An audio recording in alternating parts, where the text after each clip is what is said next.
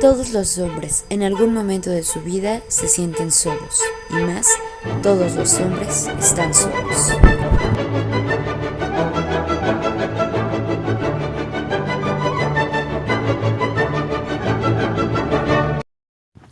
Hola querido buscador de conocimiento, bienvenido una vez más al Faro en el Tiempo. En el canal he hablado de obras que han marcado mi vida, pero es hasta ahora que toco a un autor mexicano. Quiero abrir la sección de literatura mexicana con un premio Nobel, porque así es la mejor manera de iniciar. Octavio Paz Solórzano fue un poeta, abogado y diplomático mexicano que en 1990 recibió el premio Nobel debido a su escritura apasionada y amplios horizontes, caracterizada por la inteligencia y la integridad humanista. 40 años antes, escribió la obra que le daría reconocimiento nacional e internacional. Me refiero al Laberinto de la Soledad. Esta obra maestra es un ensayo antropológico que en 8 capítulos nos cuenta la historia de México y nos describe la cultura del mexicano.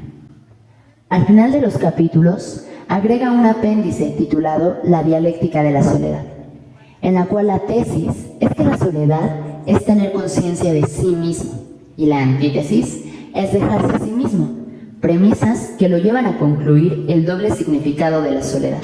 Y de esa manera invita al mexicano contemporáneo a dejarse, es decir, a dejar atrás las costumbres y el pasado que arrastra, para con ello comenzar a vivir y a pensar de verdad. Paz vivió en Los Ángeles y luego en París, condición que propició que analizara a su país natal desde una perspectiva externa.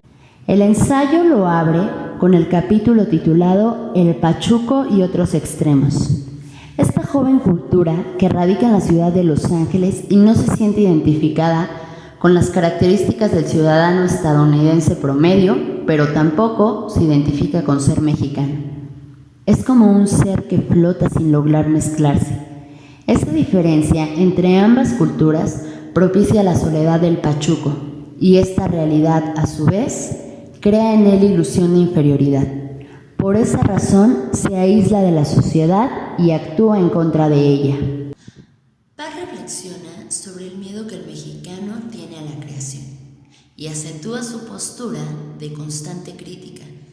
Para Paz, eso significaba que el mexicano se encontraba en un estado reflexivo, preparándose para el hacer, para la creación. Es importante destacar que el México que Paz analiza es un México posrevolucionario, una época de deconstrucción y reconstrucción social, en la cual todos los componentes de la cultura están cambiando. Es el momento en que México voltea hacia atrás queriendo recuperar sus raíces indígenas, buscando su fuerza en una identidad que ya no le concierne, y por eso identifica la historia de México con la del hombre en busca de su filiación, de su origen. Aprovechó este apartado para hablar de nuestra relación con el vecino del norte y de las características que nos diferencian, entre muchas otras, que ellos son crédulos mientras nosotros somos creyentes. Ellos aman los cuentos de hadas y las historias policíacas, y nosotros los mitos y las leyendas. El capítulo siguiente, llamado Máscaras Mexicanas, narra la particular rigidez del mexicano. Ese miedo de abrirse al exterior, de abrirse a los extranjeros. La repulsión frente a todo aquel que se raja. Toca también el tema del culto que ofrecemos a la muerte y la veneración a un sinfín de santos. Habla de las festividades en las que el mexicano se despoja de sí y se coloca máscaras, mofándose de cosas que en su cotidianidad no haría. La fiesta es la oportunidad perfecta para gritar, romper, embriagarse y olvidar. El mexicano compensa sus carencias con el despilfarro en las fiestas. Las palabras antisonantes tan características del mexicano sí tienen un origen cultural y provienen de aquel que se raja, aquel que se abre. Esa es la famosa chingada. La chingada fue la Malitzin, indígena que se rajó frente a los extranjeros, que se abrió con Cortés. Por ello, cada 16 de septiembre, las plazas centrales del país retumban al grito de ¡Viva México, hijos de la chingada, de la multitud! En contraposición está la veneración por la Virgen y el culto y la idolatría hacia un ser inerte, imperturbable. La línea cronológica del ensayo continúa con la conquista y la colonia.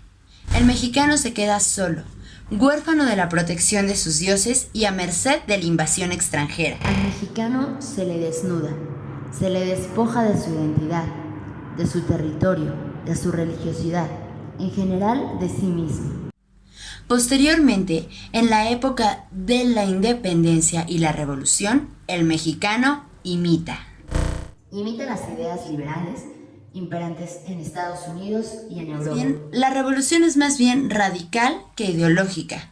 Su radicalidad consiste en la originalidad de regresar a la raíz, al vientre materno de la historia. En el capítulo Inteligencia Mexicana, Paz reseña cómo es que los intelectuales se enfrentaron al reto de crear una nueva nación, un México para los mexicanos.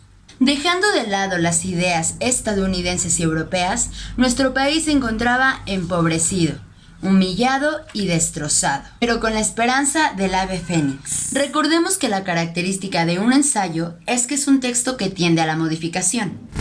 En 1969, Paz regresa a su escrito y agrega postdata.